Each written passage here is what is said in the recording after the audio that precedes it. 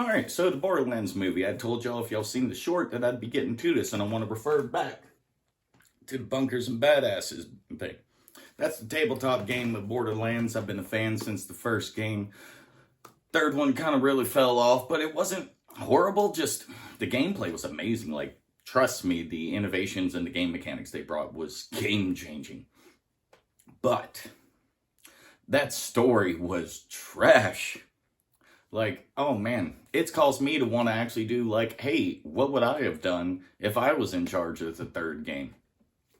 But if y'all actually like that idea, let me know, and I'll definitely put it on the list of things to get to. But let's get to the movie. First off, nothing wrong with any of the actors. They're brilliant actors, but they were just some really bad cases for this movie. Key point, Roland.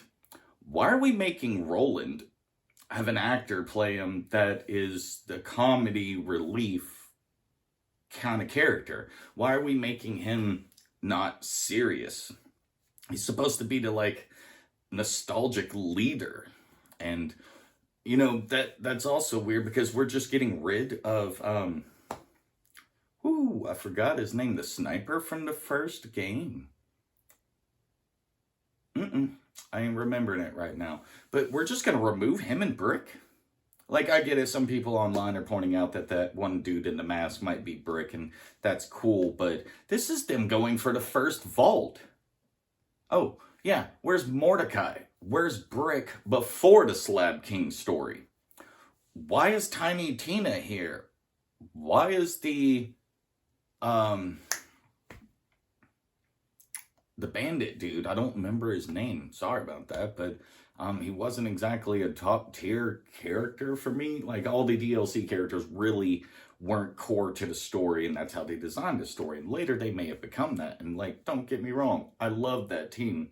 That is Brick, him, and Tiny Tina. But let's actually get to characters. Tiny Tina.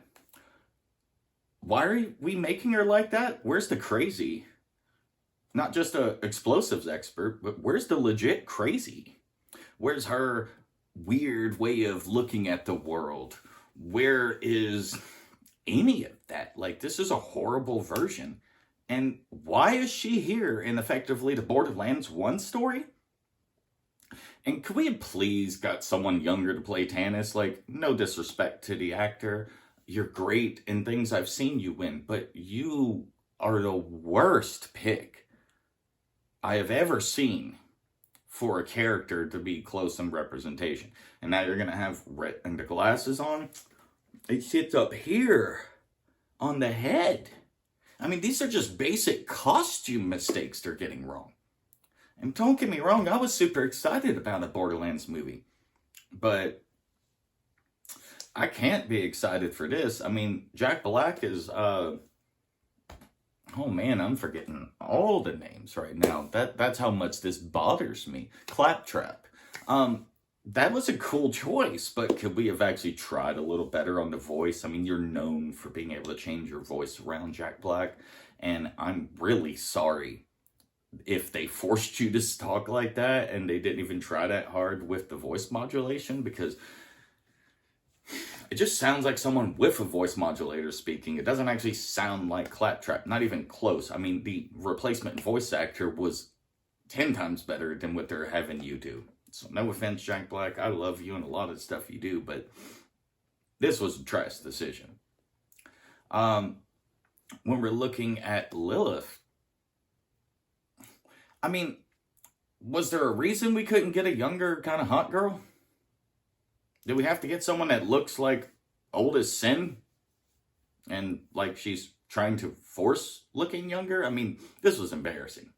I love the fact that it looks like you're using Terramorphous. But that's like second game DLC. I don't understand. Like, this was really a bad decision. Y'all had the opportunity, Gearbox, to literally just make the first game. Add a little extra story. Add more connections to when Handsome Jack comes in. Y'all had the chance to lead up towards Handsome Jack, and y'all have screwed that up. Because fans like me that buy stuff like this in the Legendary Edition, I forgave you for messing up the color of the dice. Like, man, I was so excited to have a purple set of dice that looks like iridium, but I'm still at a loss for not having iridium color die. And that's just a failure. That was bad. And like, where's Marcus? I mean, we could even get a flash of him. I mean, he's the main person selling guns. You had all sorts of characters. Like, if you were making this kind of movie, the fact that you don't have Mr. Torg in there is just embarrassing, because, like, do you know how cool it would have been to just have the explosion at the end, and that's the only visual we get of Mr. Torg, as he's going, explosions? Like, no, like, come on. You have a like, cult level following of this stuff. But there's a reason people replay the first two over and over, and still to this day release gameplay, and that gets more views than the third game ever will. Like, the pre-sequel, man, look, I didn't like the moon thing, I'll admit it. I'm gonna play through it once I can get Steam set up again and actually pay for those games, because I've realized how much epic story that and the first Tales from the Borderlands does. But from the third game and second Tales game, and what I'm hearing about the fourth one, y'all are gonna drive this IP into the ground. And man, I wish I was rich enough to purchase that IP when that day comes, because I would just erase everything post the second game besides the DLC. Like, of course we're gonna do that DLC. I will say that I think I actually had a lot better opinion of the Tiny Tina's game. I didn't expect it to be a full-blown game. I just kind of expected it to be like an adventure in a D&D game, and well, it did it pretty well. But I can see how some of the Borderlands fans were actually upset at that game. But this movie, I don't get it. I really don't. Y'all had such the perfect opportunity to just play that first game out. Like, why wouldn't you bring Mordecai and Brick in? Why would you just have Lilith and Roland and screw their characters up and legitimately make Roland a laughingstock? Like, I'm sorry. No offense, Kevin Hart, but you were too short and too unbuilt to play that character.